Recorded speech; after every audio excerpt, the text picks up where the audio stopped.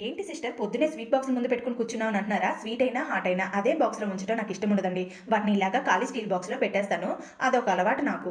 అసలే చలి స్టార్ట్ అయింది. స్వీట్స్ ఏమి ఇంటికి తేవద్దని గట్టిగా చెప్పినా కూడా, మా ఆయన వాళ్ళ ఫ్రెండ్ కాకినాడ నుండి వస్తున్నారంట. సురుచి వాళ్ళ స్వీట్స్ చాలా బాగుంటాయి. నేను తెప్పిస్తా.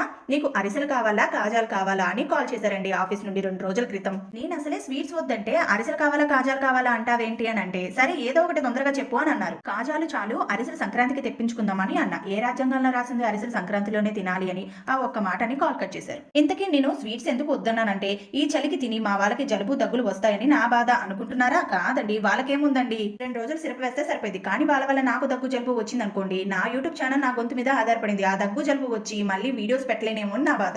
మనిషికి అందం కంటే మాట తీరు ముఖ్యం. ఎలా అంటారా? మృదువైన మాటలతో విషాన్ని కూడా అమ్మచ్చు. కానీ కఠినమైన మాటలతో తీయ్యంతేను కూడా అమ్మలేం. నువ్వు మాట్లాడే మాటను బట్టి నిన్నెంతమంది ఇష్టపడుతున్నారో నీకే తెలుస్తుంది.